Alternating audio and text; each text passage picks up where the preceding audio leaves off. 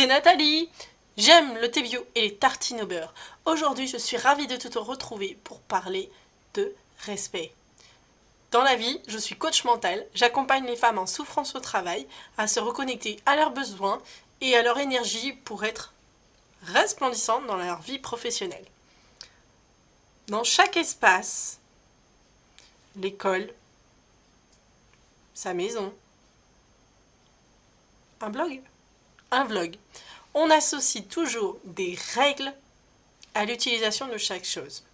Ton espace personnel, c'est la même chose, tu le définis toi-même. Et c'est uniquement toi qui régis ces règles-là. Ces limites, ces règles, c'est toi. C'est toi et personne d'autre. La première chose à faire, c'est de connaître ces limites-là. Parce que quand on attend des autres de respecter ces limites, à nous de les connaître. Et il faut savoir que les personnes qui rentrent dans ta sphère sont avec de bonnes ou de mauvaises intentions. Ça, c'est quelque chose que j'ai déjà expliqué. Je pense que j'approfondirai le sujet d'ailleurs dans quelques temps pour parler un petit peu des manipulateurs. Si d'ailleurs ça t'intéresse comme sujet, n'hésite pas, dis-le moi. Je suis en train de travailler un petit peu dessus, mais je ne sais pas quelle ampleur donner au projet. Donc bon, allez, je suis encore partie en digression. On va essayer de revenir au sujet. Le respect. Le respect, c'est des choses, donc effectivement, tu dois connaître tes limites. Les limites de chez toi. Les limites de propriété pour une maison, c'est facile, c'est la clôture. Quand il s'agit de toi, intérieurement de toi, c'est toi qui définis les limites. Et c'est toi qui es le gardien de ces limites. Donc, tu as intérêt quand même à bien les connaître. Si quelqu'un cherche à prendre le pouvoir sur ton espace, il va rentrer dans ton espace. Mais c'est un manque de respect. Rentrer dans un espace sans qu'on t'ait convié, en disant « Ok, j'accepte ton intrusion », c'est un manque de respect. Soit tu te laisses faire parce que tu n'oses pas réagir à ce que fait la personne, ou alors tu n'en as pas conscience.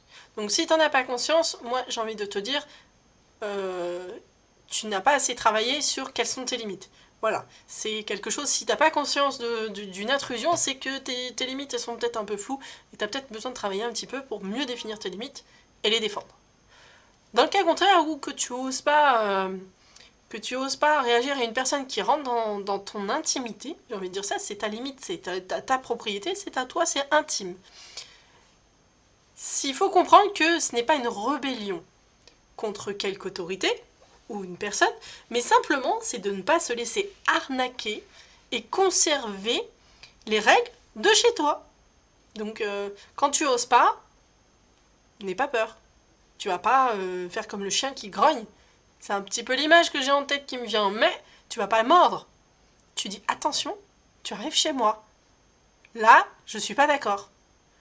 C'est exactement ce que je suis en train de te dire. Oser se faire respecter, ça peut être perçu comme quelque chose de très autoritaire, parce que la société, elle l'autorise.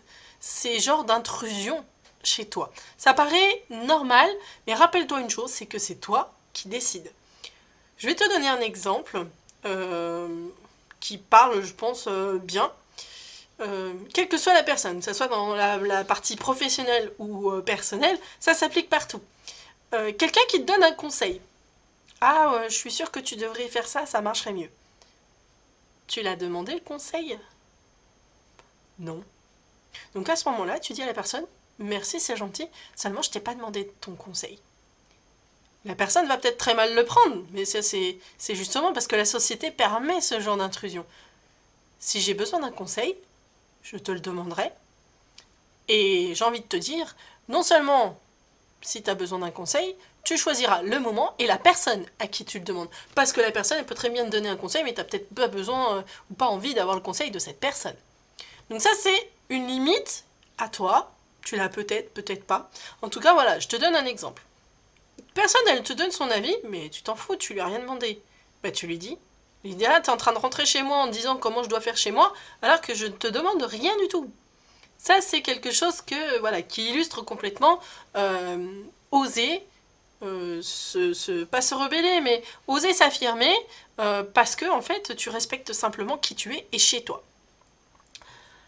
Donc, quand on a des réactions comme ça en face, quand on dit, par exemple, bah, je t'ai rien demandé, Bon, il y a des façons un peu plus douces de le faire, mais dans les grandes lignes, en étant cash, je t'ai rien demandé. La personne forcément en face, elle va se braquer.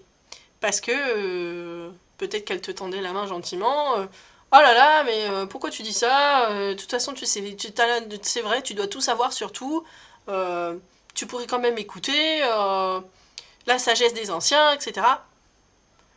Ok, ben on lui dit non, effectivement, je sais pas tout.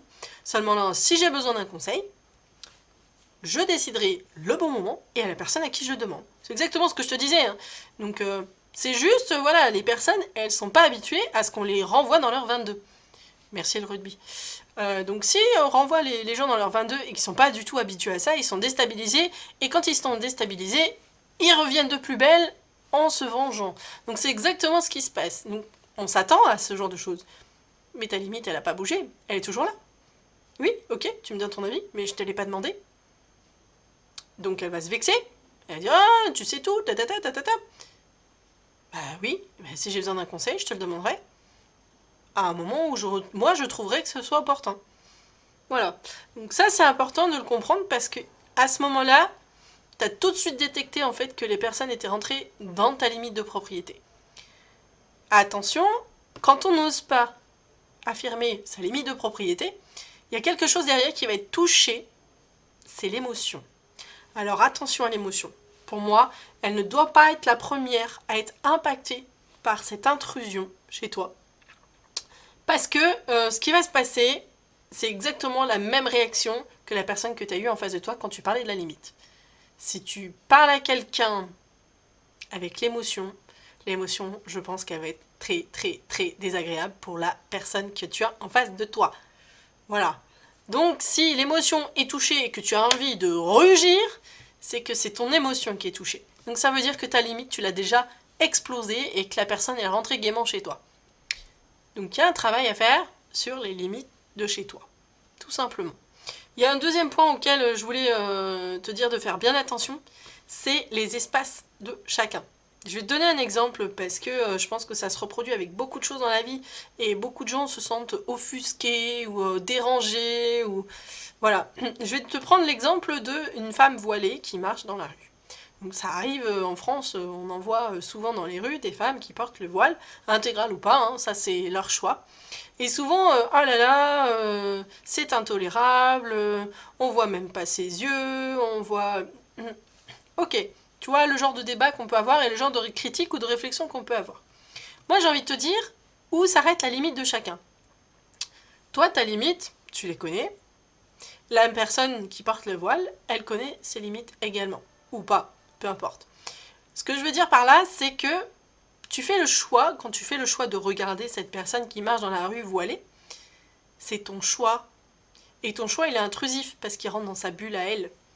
Donc si ça te pose un problème, que ça te dérange, c'est parce que toi, tu fais le choix de regarder. Donc tu fais le choix d'être dérangé. Si ça te dérange de voir cette personne voilée, pourquoi tu ne tournes pas le regard? Comme ça ne dérange pas ta façon d'être et tes habitudes et tes limites. Et la personne, elle est très bien dans son coin avec ses limites à elle. L'intrusion, voilà, elle est là. C'est pourquoi tu auras envie de changer la personne, alors qu'en fait, c'est toi qui es intrusif auprès des limites de cette personne. Alors ça va peut-être, tu vas peut-être pas être d'accord avec moi. Justement, moi je suis ouverte au débat et j'ai ouverte aux explications.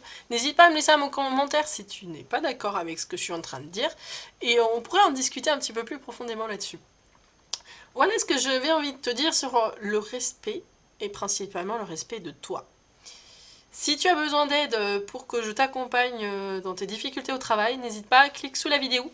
J'ai un lien qui t'emmène vers des explications de ce que je propose, du coaching. Voilà, pour prendre un rendez-vous avec moi et de pouvoir te sentir beaucoup mieux au travail.